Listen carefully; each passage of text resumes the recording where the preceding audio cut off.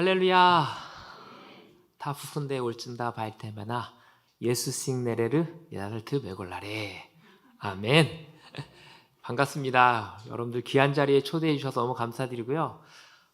이렇게 특별한 우리 더 살리는 교회, 우리 한규원 목사님 담임하는 교회에 초대해 주셔서 너무 감사드립니다. 이 자리에 오니까 정말 성령의 은혜가 가득한 교회 같습니다. 우리 한규원 목사님 제가 처음 뵀을 때부터 얼마나 은혜를 사모하는지 대전에 그 돈모엔이라고 호산나 그 찬양팀이 왔을 때 그때 처음 뵀어요. 이렇게 열정 있는 분이 있었구나. 근데 이렇게 또 우연히 이곳에서 다시 만나게 됩니다. 하나님의 은혜는 결코 우연이 없습니다. 오늘 이 시간 특별한 은혜가 넘치는 감사의 시간이 되었으면 좋겠습니다. 여러분 몽골말로 안녕하세요가 있어요. 그게 뭐냐면 이 정도는 알아야 몽골 선교사가 설교를 했구나 이제 알 수 있을 것 같습니다. 우리 옆에 있는 분들랑 한번 인사하겠습니다. 센베노예요. 센베노 안녕하세요. 센베노. 네. 준비한 영상이 있는데요. 제가 몽골에서 이동신학교라고 직접 현장에 찾아가서 하는 학교가 있습니다. 신학생들을 그 영상을 같이 보고 그때 특별히 우리 한규원 목사님께서도 한교에 참여해 주셨는데요. 그 영상 같이 보고 하나님 말씀 같이 나누도록 하겠습니다.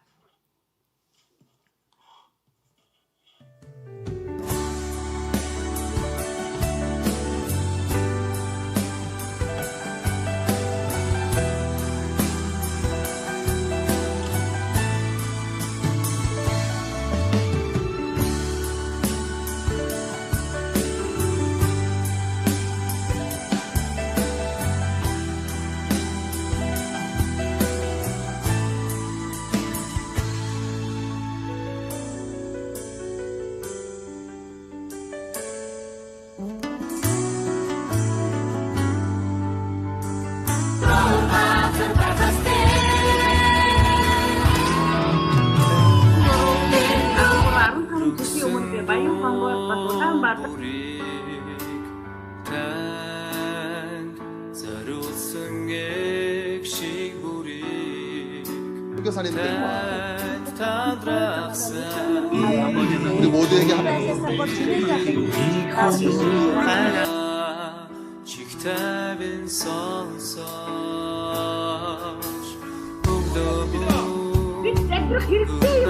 얘기해야 됩니다.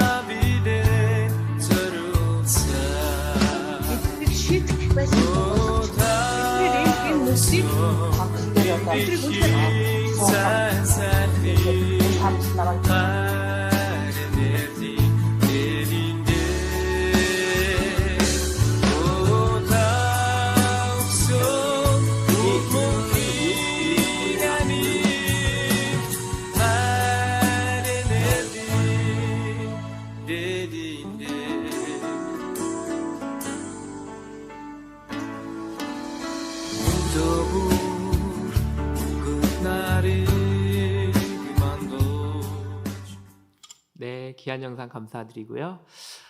여러분 몽골에 가면 가장 많이 먹는 음식이 있다 그래요. 어떤 음식일까요? 네, 고기입니다. 고기. 네, 우리 여기 희망 형제도 와서 같이 먹었는데요. 몽골에 가면 굉장히 많이 먹는 음식이 있는데 그게 바로 고기입니다. 아침에도 양고기, 점심에는 염소고기, 저녁에는 말고기 뭐 이런 식으로 계속 고기 중에 고기를 먹습니다. 근데 이렇게 고기를 좋아하는데 유독 먹지 않는 고기가 있습니다. 다 먹어요. 안 먹는 고기가 없어요. 근데 개고기는 안 먹는다고 그래요. 개고기. 여러분 개고기 좋아하시나요? 하루는 이 몽골 마을에 한국 사람이 이사를 했다고 합니다. 근데 그때부터 멍멍이가 없어지는 거예요. 누가 가져갔죠? 그 한국 사람이 가져간 거예요. 너무 어이가 없잖아요. 근데 몽골은 되게 유명한 게 뭐냐면 무당이 많아요. 한 집 걸러 무당이 한 명 있습니다. 그래서 무당의 비전이 뭐냐면 모든 사람들이 한 집 걸로 한 집 무당이 되기를 원하는 것, 전 사람들이 뭐 그렇게 하고 있는데 무당을 불러가지고 이 일을 해결하고 싶은 겁니다. 그래서 무당을 초대해가지고 이제 했는데 어떻게 했냐면 한국 사람한테 가가지고 주문을 거는 거예요. 너는 한국 사람 아니고 몽골 사람이야. 몽골 사람이야. 어떻게 됐을까요? 예, 효과가 나타나서 괜찮아졌어요. 시간이 또 흘렀어요. 근데 한 달 지나자마자 또 없어지기 시작하는 거예요. 우리 집 개가 없어지고 옆에 있는 집 개가 없어지고. 누가 가져갔어요? 한국 사람이 가져갔습니다. 이거 어떻게 된 일인가 가서 살펴봤더니 밤에 밤몰래 가가지고 개 앞에 가가지고 이렇게 주문을 걸냅니다. 너는 개가 아니라 양이다. 양이다. 우리 옆에 있는 분들하고 한번 인사하겠습니다. 당신은 축복의 사람입니다. 근데 이야기를 했더니 제 아내가 제 얼굴을 똑바로 보더니 저한테 주문을 외더라고요. 당신은 송중기다. 송중기다. 잘생겼습니다. 할렐루야. 우리 함께 기도하겠습니다. 성령님을 환영합니다. 성령님을 의지합니다. 성령님 지금 이 시간 더 살리는 교회에 친히 임재하여 주셔서 하나님 말씀으로 우리를 새롭게 변화시켜 주시옵소서. 이 시간 하나님만 자랑하기 원합니다. 함께하여 주시옵소서. 예수님의 이름으로 기도합니다. 아멘. 코로나 시기 여러분들 잘 보내고 계십니까? 많이들 어려우시죠? 제가 여기 한국에 들어올 때만 해도 그렇게 코로나 확진자들이 많지 않았는데 한 달 정도 됐는데 벌써 막 5만 명이 넘어가더라고요. 이런 어려움이 있을 때 우리는 흔히 온도계처럼 반응을 하더라고요. 주변의 환경이 더우면 똑같이 더워지고 또 주변의 환경이 추우면 똑같이 떨어지고, 그러니까 너무 세상에 이 코로나라는 이것 때문에 업앤다운을 반복하시는 분들이 있습니다. 여러분들 신앙생활은 어떻습니까? 반대로 온도 조절계처럼 신앙생활이 하시는 분들이 있어요. 온도 조절계는 내가 원하는 온도에 온도를 딱 맞춰 놓으면 주변이 아무리 더워도 시원해지죠. 주변이 아무리 추워도 따뜻해집니다. 그 온도 조절계에 따라서. 마찬가지로 주변이 힘들고 어려워도 우리는 그리스도의 사람입니다. 아멘. 하나님 말씀을 기준 삼아서 이 어려운 이 코로나 시기를 주님의 이름으로 이겨내시기를 바랍니다. 몽골 속담에 이런 말이 있습니다. 날씨를 칭찬하지 말라. 그죠? 얼마나 날씨가 몽골에 가면 좋은지 몰라요. 청명한 그 하늘, 찍는 게 다 사진입니다. 그림이고요. 근데 딱 칭찬하잖아요. 그럼 갑자기 비가 오고 눈이 내리고 막 그래요. 그만큼 우리의 인생이라는 게 어떻게 될지 모르잖아요. 오늘 함께 여러분들 읽은 말씀은 우리의 인생과 같은 말씀입니다. 저도 선교사가 되면 그냥 복이 쏟아질 줄 알았어요. 만사 형통. 왜? 주님의 일을 위해서 헌신했잖아요. 그럼 뭔가 잘 돼야 되잖아요. 은혜 있어야 되잖아요. 근데 오늘 본문에 우리에게 주는 은혜들이 있다라는 거예요. 뭐가 있냐면 주님이 함께 하셔도 고난이 있다라는 거예요. 오늘 본문에 보면 어떤 이야기가 나옵니까?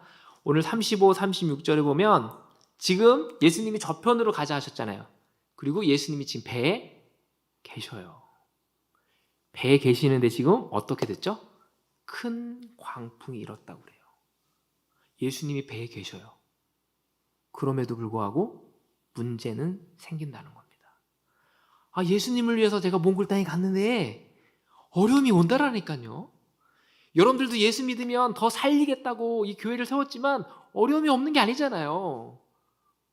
근데 여러분들 아셔야 될 게 있습니다. 예수 믿는 자에게는 고난은 있지만 실패는 없습니다. 우리에게 감당할 수 있는 힘과 능력을 주님께서 주시는 줄 믿습니다.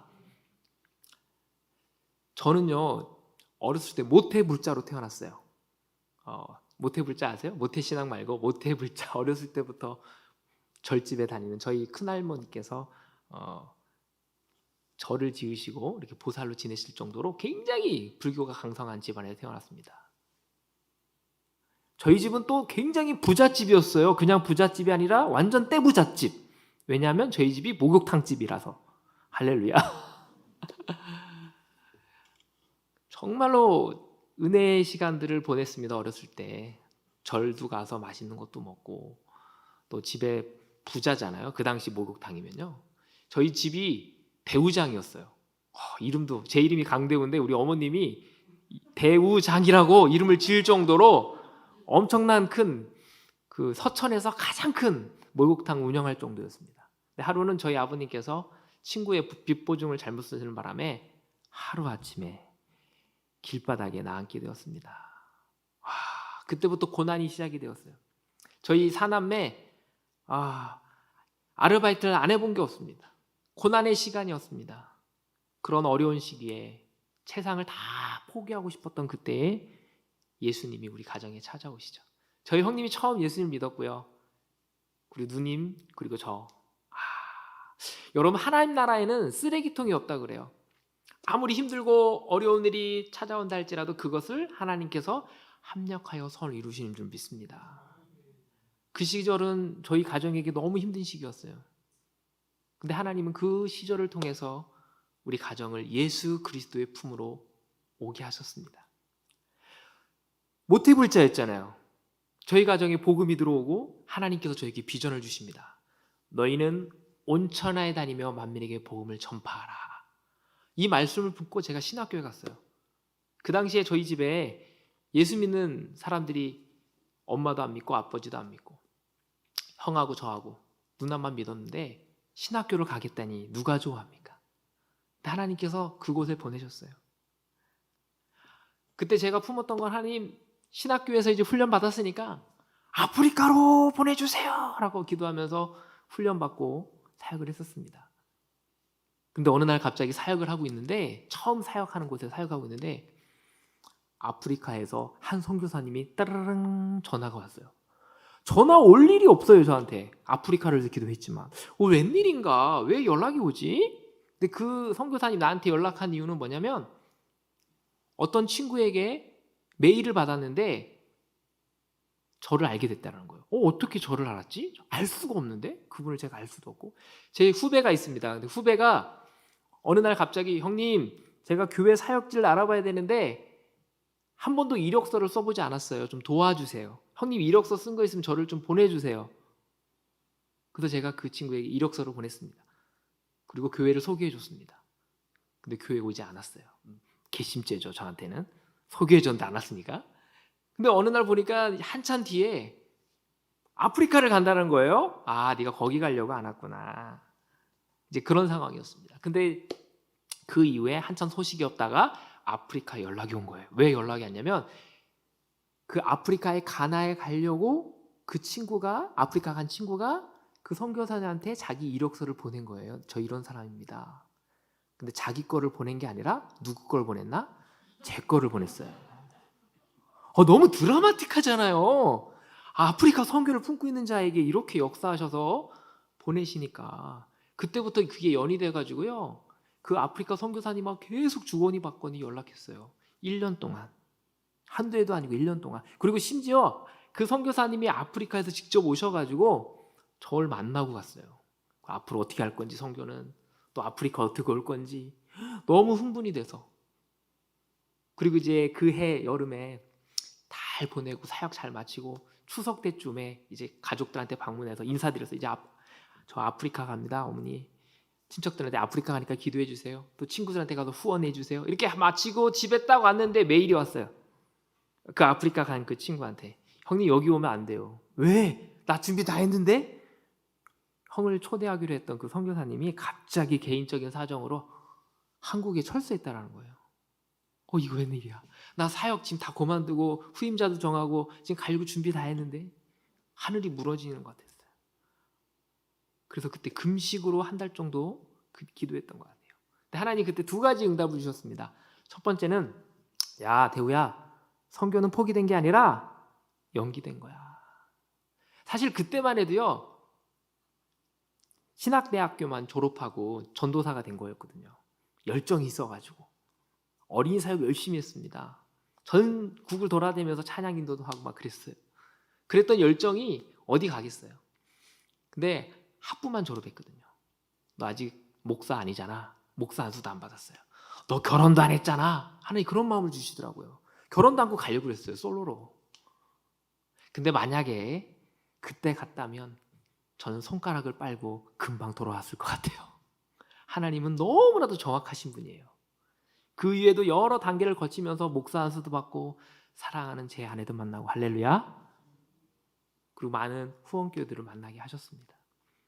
두 번째 응답은 뭐였냐면 하나님 저는 아프리카입니다. 이렇게만 기도했어요. 근데 그때 감동을 주시기를 야 대우야 나는 너의 다른 계획이 있어 너한테. 너는 비야 비. 비가 뭐죠? 그동안은 하나님 나 이것만 주세요 저것만 주세요라고 제가 다 정해놓고 이거 달라고 했는데 그게 하나님 앞에 교만이더라고요. 하나님은 나에게 향한 계획이 따로 있었던 거예요. 그때 나의 모든 기도를 내려놓고 하나님께 맡겼습니다. 하나님 이제부터는 내가 A라고 기도하지 않겠습니다. 하나님이 가라는 곳 어디든지 가겠습니다. 그게 선교 아프리카는 아프리카, 몽골이면 몽골, 아니면 국내 목회 개척이면 가겠습니다. 그렇게 기도하고 나니 하나님께서 너무 좋은 교회로 인도해 주신 게 바로 수원중앙침례교회예요. 거기서 정말 사역을 잘했습니다.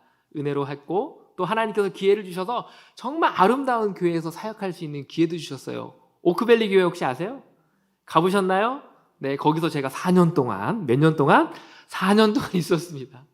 근데 문제가 생겼어요. 너무 좋은 교회, 너무 좋은 리더십 교회에서 거의 10년 가까이 사역을 하다 보니 제 안에 복음의 야성이 사라지기 시작했습니다. 하나님이 저에게 첫 번째 주었던 그 열정들이 사라지기 시작했던 거예요. 이러면 안 되는데. 그러다 2015년 하나님께서 몽골 땅을 밟게 하셨습니다. 그 당시에 이제 수원중앙교회에서는 그 몽골에 그 선교센터를 짓고 이제 시골 지역에 크게 사역을 하고 있었는데요. 청소년 아이들을 데리고 이제 갔어요. 여기 있던 우리 희망이라는 친구들도 같이 갔었는데 그때 한 20명 친구도 청소년 아이들 데리고 갔습니다. 근데 제 안에 잃어버렸던 그 복음의 열정들, 야성들이 막 살아나기 시작하는 거예요. 울란바토르에 도착을 해서 시골로 가는데 버스만 12시간 타는 거예요. 얼마나 힘들어요. 그러니까 애들이 거기서 다 뒤로 넘어졌다가 앞으로 넘어졌다가 막 시체놀이를 하는 거예요. 재미없잖아요. 그래서 제가 같이 찬양하자 그랬을 때 그때 뭐 열심히 막 찬양하고 막 부흥의 분위기가 되는 거예요. 얼마나 큰 은혜가 임했는지 몰라요. 애들이 막 할렐루야 아멘. 그 12시간이 은혜의 시간이었습니다.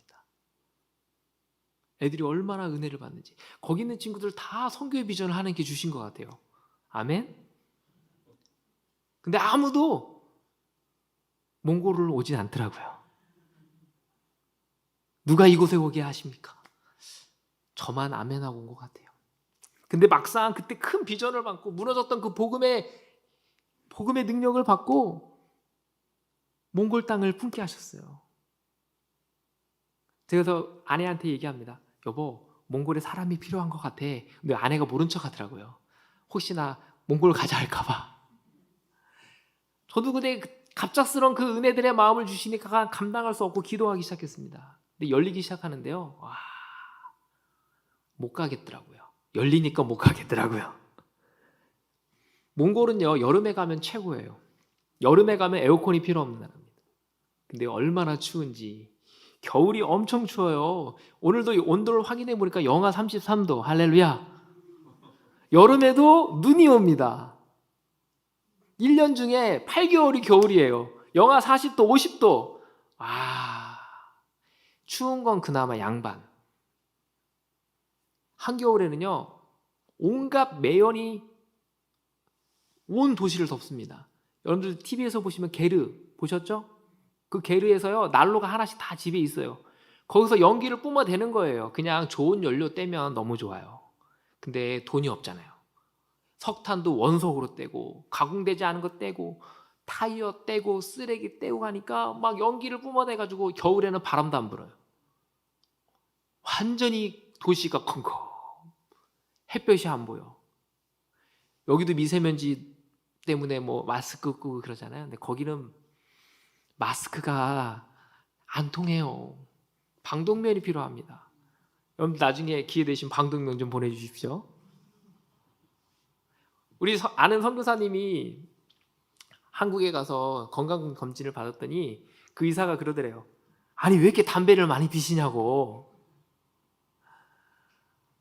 그 정도예요. 그러니까 저 혼자면 가겠는데 못 가겠어요. 근데 그때 하나님께서 한 사건을 떠올리게 하시더라고요. 그게 뭐였냐면 제가 부천에 처음 사역을 하는데 그때 새벽기도 차량 운행을 크리스마스 앞두고 했습니다.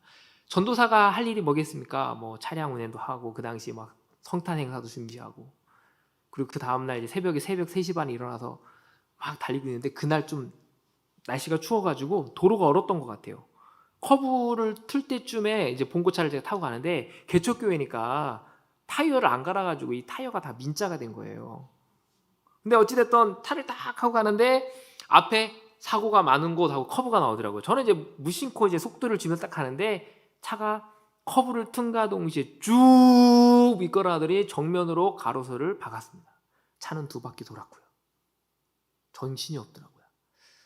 근데 너무 감사한 것은 제가 그때 하나도 안 다쳤어요. 털끝 하나 안 다쳤습니다. 할렐루야. 하나님이 하셨어요. 보험 처리하신 분이 오셔가지고요. 저를 보고 차를 보면서 도대체 이 차 운전하는 사람 진짜 많냐고 물어보시더라고요. 제가 이런 사람이에요. 그때 가로수를 정면으로 박았는데 저쪽으로 조금만 왔더라도 저는 그 자리에서 즉사했습니다. 그때 제가 깨달은 게 있습니다. 하나님이 나에게 사명이 있기 때문에 내게 주신 미션이 있기 때문에 나를 죽이지 않으셨구나. 데려가지 않으셨구나. 이제부터 사는 인생은 하나님이 나에게 특별한 인생, 의미 있는 인생, 덤으로 주는 인생이니까 하나님이 가라는 곳 어디든지 가겠다. 이런 마음으로 결단했어요. 기도했어요. 근데 좋은 교회에서 좋은 환경에서 사역하다 보니 이걸 잃어버린 거예요. 몽골로 가라 하니까 조금 공기 안 좋다고 춥다고 못 가고 있는 내 자신이 너무 하나님 앞에 죄송스러웠습니다. 가겠습니다, 하나님. 근데 또 인간인지라 걸리는 거예요. 하나님 가려면요 이거 필요해요. 이거 사역을 그만두게 됩니다. 사역을 그만둔과 동시에 가기까지 거의 9개월이라는 시간이 남더라고요. 선교를 바로 가겠다고 바로 가는 게 아니고요. 훈련을 받아야 되고 훈련 기간을 거치면서 후원 활동도 해야 되고 파송을 받는 거더라고요. 근데 교회 사역을 그만뒀으니까 사례비가 없는 거예요. 하나님 저 어떡해요? 선교지 가면 손가락 빨 수는 없잖아요. 혼자 가면 괜찮겠는데 애들은요? 공부시켜야 되는데요? 근데 친구한테 전화가 왔어요. 대호야 잠깐 와봐. 그래서 갔어요. 갔더니 그 친구가 사회복지 운영을 하고 있는데 쌀을 만듭니다. 그래서 쌀을 팔아서 이웃들을 돕는 일을 해요. 야, 쌀 하나 남았으니까 가져가. 그래서 그 쌀을 제가 받아왔습니다. 뭐 그 친구가 그거 하니까 주는가 보다. 또 아는 전도사님이 연락을 주셨어요. 북한 선교하시는 분인데 이번에 쌀이 많이 들어왔으니까 갈 때 하나 가져가라는 거예요. 이상하다. 왜 자꾸 쌀을 주시지? 또 어떤 교회 가서 또 사역을 하고 말씀을 나눌 기회가 있었는데 거기 교회는 막 성미를 모아가지고 저희 가정에게 주시는 거예요. 요즘 성미 모이는 게 없잖아요. 신기하다. 이거 왜 그러지? 쌀이 떨어질 때쯤이면 또 어디 불러서 또 주시고 또 어머님이 막 주시고 9개월 동안 나가는 그동안 한 번도 쌀을 산 적이 없습니다. 그때 제가 깨달았어요. 이거 하나님이 준표구나. 내가 너희를 굶어 준지 않겠다. 성교 가운데 살아계신 하나님의 은혜를 그때 깨달은 거예요. 성교는 내가 하는 게 아니구나. 하나님이 하시는 거다. 성교는 하나님이 하십니다. 그리고 몽골 땅에 갔어요. 얼마나 감사한지. 이 쌀이 쌀독에서 떨어지지 않은 것처럼 지금까지도 하나님은 우리 가정을 풍성하게 하세요. 몽골 땅에 가니까요 너무 행복한 거예요. 하나님 부르신 곳에 가니까 얼마나 행복하겠어요. 아마 순종하지 않고 그곳에 가지 않았다면 저의 인생은 달랐을 거예요. 그러나 하나님이 명령한 곳에 가니까 얼마나 큰 은혜를 보여주는지. 우리 단기팀이 한 팀이 와서 사역을 하는데 한 번도 걷지 않았던 영혼이 있었습니다. 근데 그 친구를 해서 손 붙잡고 기도했어요. 하나님 이 영혼을 불쌍히 여겨주시옵소서.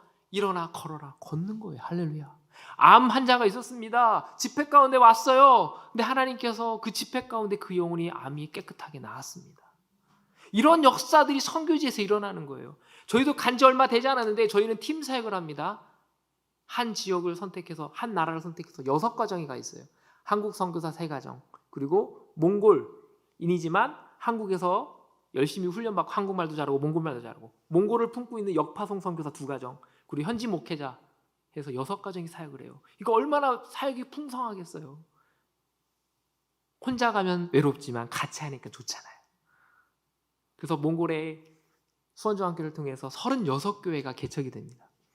거기서 사역을 하는 거예요. 재밌었어요. 신났어요. 적응 잘했습니다. 그리고 저희도 집에서 교회를 개척하게 되고요. 오전에는 청년 아이들을 데리고 재밌게 알콩달콩, 또 오후에는 또 게르촌, 빈민촌에 가서 한 가정을 전도해서 그 영혼들을 전도하고 말씀 나누는 시간들을 갖고 있습니다.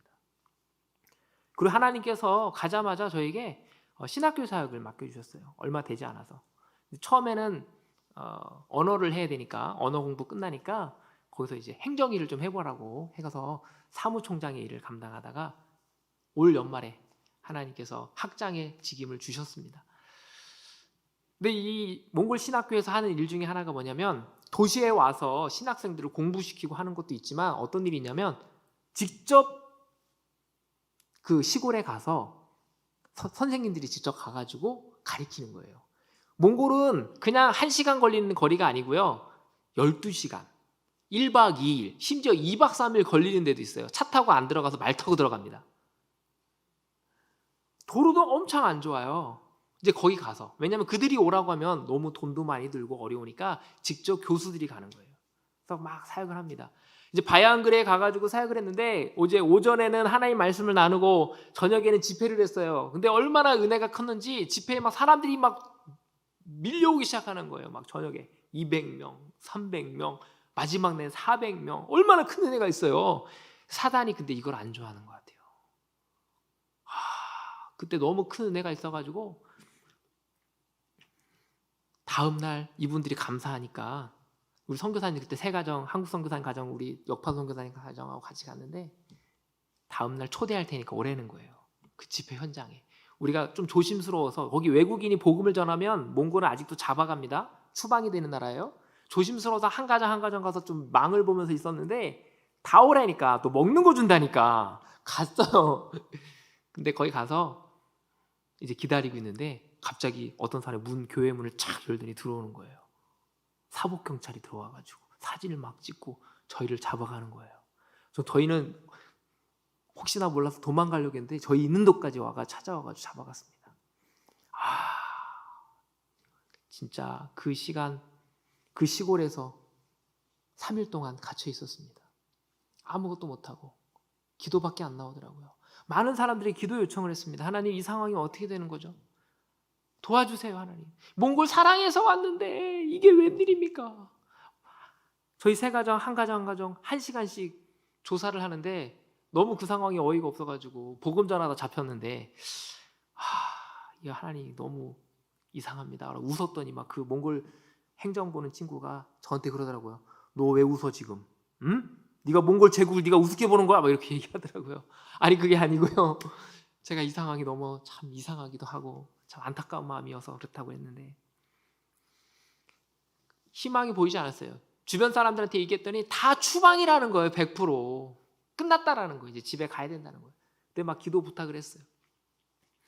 근데 하나님은 역시 살아계십니다.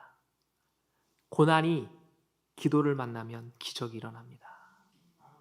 오늘 성경 본문에 보면 제자들이 지금 광풍을 만나잖아요. 어떻게 했어요?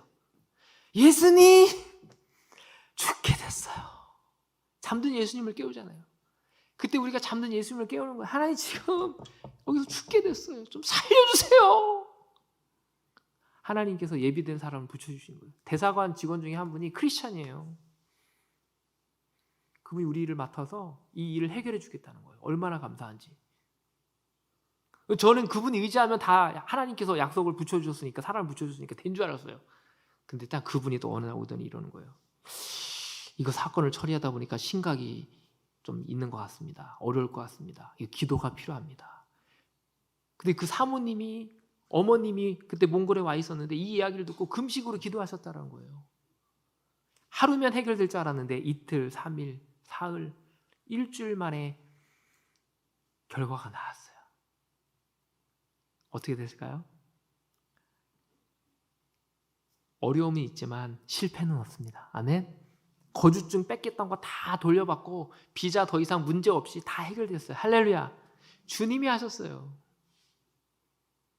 그리고 지금까지 아무 문제 없이 사역하고 있거든요. 근데 저는 그 문제가 저희 가정에게는 특별한 사건이었잖아요. 하나님의 역사하심이었잖아요. 어려움이 있었지만. 근데 그 일 이후로 계속 어려운 일들이 반복이 시작이 되는 거예요. 사실 그 사건이 일어나게 됐던 이유는 내부 고발자였어요. 우리 같이 팀에서 사역하는 사람이 우리 선교사들을 시기해가지고 고발한 거예요. 그러니까 저희가 잡혀간 거거든요. 그 다음부터는 사역이 안 되는 거예요. 지금 교회 모였는데 고발하면 어떡해. 심지어 제가 그 사건을 처리하면서 그 사건 담당하셨던 그분이 얘기하시는데 지금 오세요 이랬대. 그분이 지금 오세요. 그 얘기를 듣는 순간 막 모일 수가 없는 거야. 교회를 가면 현지 교회를 가면 창문에 가서 예배드리는 거예요. 누가 또 올까 봐. 트라우마가 사라지지 않는 거예요. 이거 또 이러다가 집에 가야 되는 거 아닌가? 한국에 가야 되는 거 아닌가? 사역도 해보지도 않고 너무 어려웠습니다. 그리고 우리 한국 선교사님들끼리 모여서 일주일에 한 번씩 같이 기도회를 하는데 기도회는 안 하고 누가 그랬지? 누가 고발했지? 자꾸 현지인을 욕하는 거예요. 근데 선교사가요 현지인을 욕하는 건 선교가 끝난 거예요. 사랑해도 부족할 판에. 그때 하나님께서 우리에게 이런 말씀을 주시는 거예요. 너희들 지금 뭐 하는 거야? 사단의 계략은 관계를 깨는 거예요. 팀을 깨는 거예요. 그때 우리의 기도가 바뀝니다. 오늘 본문에 어떤 일이 있었죠? 제자들이 지금 예수님을 깨웠잖아요. 근데 예수님이 지금 광풍을 어떻게 했죠? 꾸짖었잖아요. 이 꾸짖었다는 표현이 좀 독특한 표현이에요. 평상시에 쓰는 표현이 아니라 특별히 귀신들을 쫓아낼 때 쓰는 표현이래요. 그러니까 이 광풍이 어찌 보면 사단으로부터 올 수도 있었다는 거죠. 여러분들 고난이. 그래서 우리 기도가 바뀌었어요. 옳거니 너 사단의 정체 밝혔다. 너 예수가 아니고 죄송합니다. 너 사단 마귀 예수의 이름 명하노니 떠나갈지어다. 그리고 그 모든 상황들이 덮여지고 사랑으로 회복이 됐습니다. 근데 그 일로 끝나지 않고요. 계속 세워놨던 차가 막 없어지기도 하고 창문을 누가 깨고 가기도 하고 전세 보증금이 막 없어지기도 하고 안 준다고 그러고 하고 막 그런 어려운 일들이 계속 우리들 팀 안에서 이루어지는 거예요. 그리고 우리 같이 팀으로 사역하는 선교사님 가정의 자녀가 너무 아팠어요. 학교에서 외국 학교 다니다 보니까 어려운 일이 얼마나 많아요. 거기서 이제 왕따를 당하니까 힘들어하는 거예요. 찾아갔더니 막 그 아이의 얼굴이 막 상기가 돼가지고 책상을 꽝 떼드리면서 막 울면서 얘기하는데 그 상황을 보니 이거는 그 아이의 이야기지만 우리 아이의 이야기잖아요. 아버지가 선교사지 자녀는 선교사 아니잖아요. 너무 마음이 아팠습니다. 그리고 전화가 오는데 저희 아버님이 대장암 사기라고 하는 거예요. 계속 고난이 몰려오는 거예요. 광풍이 파도처럼. 근데 아내가 저기 시골 계류촌에서 예배드리고 오는데 저한테 얘기하는 거예요. 여보, 나 집에 가고 싶어. 그 얘기를 듣는데 완전히 무너지는 거예요. 이제 집에 가야 되나 보다. 완전히 번아웃이 된 거예요. 그 사건들이 계속 휘몰아치니까 이제 포기해야 되나 보다. 이제 몽골 선교 끝났나 보다. 그러다가 오는 길에 하나님께서 뭘 하나 보여주신 거예요. 그게 오늘 설교의 제목인 겨울 무지개예요. 한번 보여주실래요? 겨울 무지개? 예. 이게 너무 신기해가지고 또 하늘에 뭐가 떴는데 너무 신기해서 찍었어요. 근데 찍자마자 1초 만에 사라지더라고요. 집에 가서 곰곰이 생각해봤어요. 도대체 이 겨울 무지개 이거 왜 보여줬지? 한국은 무지개 요즘 잘 보기도 어렵죠. 네, 몽골은 여름에 무지개 많이 볼 수 있습니다. 근데 겨울은요 힘들어요. 더군다나 왜? 춥잖아요. 그리고 아주 건조해요. 볼 수가 없어요. 습기가 없기 때문에. 근데 이 무지개를 보여주는 거예요. 곰곰이 생각해보는데 창세기 9장 말씀 읽는데 하나님이 이러는 거예요. 너희를 더 이상 물로 심판하지 않겠다라는 하나님의 사랑의 언약인 거예요. 그게 깨달아지면서 하나님이 저희를 응원하고 있는 걸 느끼는 거예요. 대호야, 걱정하지 마. 내가 너와 함께 하겠어. 내가 너를 응원한다니까. 이 말을 들리는데 얼마나 큰 위로가 됐는지 몰라요. 근데 이 무지개가 한 번만 뜬 게 아니에요. 사실 선교사 나갈 때 되게 부럽고 떨렸잖아요. 돈 없다고 했잖아요. 근데 하나님이 한 번 더 보여주셨었어요. 그 전에 저녁 예배 나가기 전에 마지막 예배 드릴 때요, 또 한 번 보여주셨어요. 한번 보여주실래요? 예, 이게 중앙교회에 떴던 저녁 예배 드리기 전에 보였던 무지개예요, 한국에서. 그 하나님은 그때마다 우리에게 무지개를 보여주셨는데 제가 그걸 모르고 있었던 거예요. 지금도 그 무지개는 우리에게 보여주는 줄 믿습니다. 이 무지개를 받고요, 얼마나 기뻤는지. 할렐루야, 이제 주님이 우리를 해결해 주셨구나. 우리 한국으로 안식년을 떠난 거예요. 근데 아버님께서 안타깝게 돌아가셨죠. 저희는 2개월 일정으로 왔는데 코로나가 그때 막 한창 터져가지고요, 몽골이 막혀버렸습니다. 비행기가 안 뜨는 거예요. 하나님 무지개 보여주시고 나와 함께 한다면서 이거 웬일입니까? 아버지는 소천 받으시고 우리 집안엔 지금 이 문제들이 계속 문제가 되네요. 선교지에 가야 되는데 가지도 못하는 이 상황들이 너무 안타깝습니다. 하나님 정말 뭡니까? 근데요, 지나고 보니까요, 하나님 나라는 결코 쓰레기통이 없다고 했잖아요. 바로 들어갔으면요, 우리 가정은 바로 갔다가 바로 돌아왔을 거예요. 힘들어가지고 번아웃 됐다고 했잖아요. 고난이 있어가지고. 근데 하나님은 그 연장된 7개월 동안 만지시는 거예요. 회복시켜 주시는 거예요. 그 7개월 동안 다시 가고 싶은 마음을 허락하셨습니다. 그곳에 다시 가는 거예요. 들어갈 때 몽골이 코로나 청정국인 거예요. 우리나라만 5,000명 나올 때 몽골은 단 한 명도 안 나왔어요, 코로나 확진자가. 그래서 격리를 5주씩 지는 거예요. 5주. 시설 격리 3주, 자가 격리 2주 집에서. 근데 이 3주를 해야 되는데 그 시설 격리 하루 비용이 성인당 하루 100불. 3주 21일 동안 한번 계산해 보세요. 4식구. 금액이 어마어마하잖아요. 아니, 하나님 다시 길을 열려서 무지개도 보여주시고 이런 성통의 하나님께서 몽골 다시 품고 가려고 하니 이게 웬 말입니까? 돈이 이게 계산이 안 되네요. 믿음이 없는 거예요. 근데 하나님은요, 놀라우신 분이에요. 그때까지 믿음이요, 1,000,000원 밑에 믿음이었어요. 근데 하나님은 놀랍게도 역사하셔서 그 상황을 아시고 여기저기서 조금씩 후원하셔서 몽골에 들어가게 하셨어요. 역시 하나님은 살아계십니다. 그곳에 갔더니요, 마스크를 안 쓰고 다녀요. 한 명도 없으니까. 근데 저희가 이제 가서 막 사역도 점검하고 또 코로나 환경 가운데 대처하기 위해서 뭐 온라인도 점검하고 막 그랬었거든요. 그러다가 한 달 만에 갑자기 코로나 환자가 나왔어요. 근데 몽골이 무식해요. 한 명 나왔다고 락다운을 시키더라고요. 집에 나가지 마. 관공서 아무것도 안 돼. 예배 안 돼. 다 안 돼. 집에만 있어요. 일주일 한다더니 2주 되고 3주 되고 한 달 되고 1차 락다운. 또 시간 지나니까 또 2차 락다운. 또 한 주 쉬고 또 3차 락다운. 4차 락다운. 집에만 무려 93일 있었습니다. 93일 동안 갇혀 지냈어요. 머리가 길어가지고 우리 아내가 머리를 잘라줄 정도였다니까요. 그리고 코로나에 또 걸렸어요, 저희 가정이. 제가 코로나 검사 몇 번 했게요? 19번 했습니다. 한 번도 안 하신 분이 있더라고요. 진짜 아무것도 못해. 코로나 때문에 또 격리하고 하다 보니까 총 우리 가정이 격리한 건 128일이더라고요. 정말 절망이잖아요. 몽골 땅 품고 갔는데 하나님께서 지금 이게 이러지도 못하고 저러지도 못하고 아무것도 못하는 환경을 허락하셨으니 얼마나 원망스럽겠습니까? 고난이 계속 오잖아요. 근데 하나님은요, 역사하시는 분이에요. 한 길을 막으시면 한 길을 여시는 분이죠. 온라인을 만나게 하신 거예요. 온라인을 통해서 사역이 다 되는 거예요.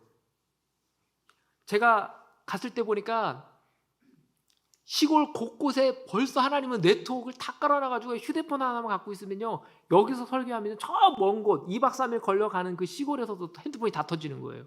인터넷이 다 되는 거예요. 그래서 그 사역을 통해서 집에 갇혀 있었지만 예배도 되고 신학교 강의도 되고 다 되는 거예요.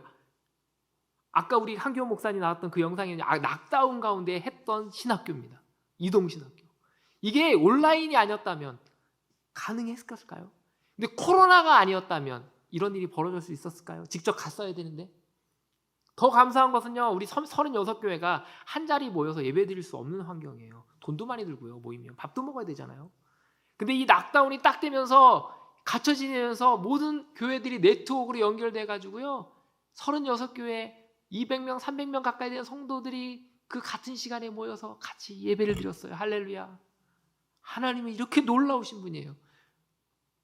사단은요, 예배를 못 드리게 모든 교회를 다 막아버렸어요. 그러나 하나님은요, 모든 가정을 다 교회로 만드셨습니다. 이게 하나님이에요. 이게. 물어봐요. 이 락다운 기간, 이 기간 동안 어떻게 버티셨어요? 하나님 우리 가정을 예배를 회복시키시는 거예요. 사실 목회자 가정이요, 예배를 드린다는 것, 가정 예배 드린다는 건 쉬운 일이 아니에요. 바쁘면 못 드려요. 잘할 것 같지만 죄송스럽습니다. 저도 여러 번 도전했지만 실패했어요. 한 번 드리다가 못 하다가, 잊어버렸다가 하다가, 또 하다가 못 하다가. 근데 이 락다운 기간을 겪으면서요, 매일 예배를 드리는 거예요. 말씀, 기도, 찬양. 어쩔 땐 짧게 기도하기도 했지만 하나님께서는 우리 가정을 예배를 통해 천국을 경험하게 하십니다. 예배를 드리면 그냥 한 게 아니라 감사일기도 쓰고 하나님께 헌금도 합니다. 그러면 헌금이 100일마다 모여지면 그걸 풀어서 선교사님 도와주고 몽골 성도 도와주고, 하나님이 그렇게 일하시더라고요. 그 락다운 위에 지금까지 단 한 번도 예배를 안 드린 적이 없어요. 매일매일 예배를 드립니다. 할렐루야. 하나님은 이렇게 이 코로나의 어려운 가정 가운데 있었지만 이 코로나를 생큐로 바꿔주시더라고요. 사랑의 하나님이십니다. 우리 제자들도 그 하나님을 경험하고 나니까 어떻게 했죠? 심히 놀랐다 41절에 나오거든요. 여기 심히 놀랐다라는 표현은 그냥 된 표현이 아니라요, 사람에게 심히 놀랐다 이게 아니라요, 하나님을 경험하고 난 다음에, 그러니까 하나님에 대한 경외, 존경을 할 때만 쓰는 특별한 표현이에요. 하나님에 대해. 그러니까 이 제자들은 전에는 하나님을 몰랐던 거예요. 지금 예수님을 깨울 때만 해도 예수님을 뭐라고 불렀냐면 38절에 예수님이 아니라 선생님이었어. 선생님. 그들이 신앙은 그냥 선생님이었던 거죠. 근데 심히 놀란 건 뭐죠? 이 기적을 경험하고 나니까 이 하나님이 진짜 하나님이구나. 저도 이 몽골 선교 가운데 만약에 몽골 선교를 안 갔다면 이런 하나님 경험해 봤을까요? 심히 놀라 하나님이 살아계심을 제가 몽골 땅에서 경험하고 있습니다. 이 하나님 여러분도 경험할 수 있어요. 제가 오늘 말씀을 마무리하면서요, 너무 은혜가 되는 말씀을 한 구절 말하고 말씀 마무리하려고 그래요. 35절 우리 같이 한번 한 목소리로 한번 읽어보겠습니다.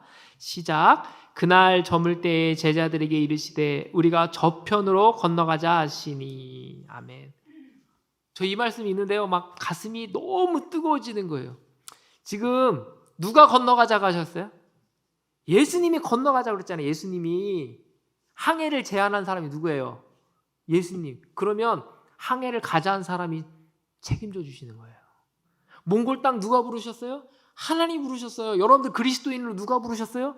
예수님이 여러분들 부르셨잖아요. 이 교회에 부르셨잖아요. 그건 누가 책임져 주시는 거예요? 그분이 책임져 주시는 거예요. 그분이.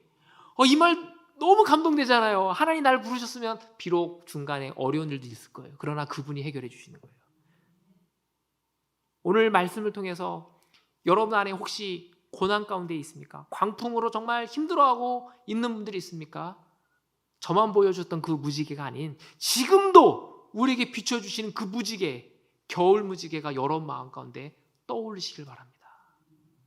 오늘도 지금 예수님 말씀하시는 거예요. 걱정하지 마라. 두려워하지 말라. 내가 너와 하나님입니다. 놀라지 말라. 내가 너를 굳세게 하리라. 참으로 의로운 오른손으로 붙들리라 하는 하나님의 말씀이 여러분 가정 가운데 임하기를 간절히 기도합니다.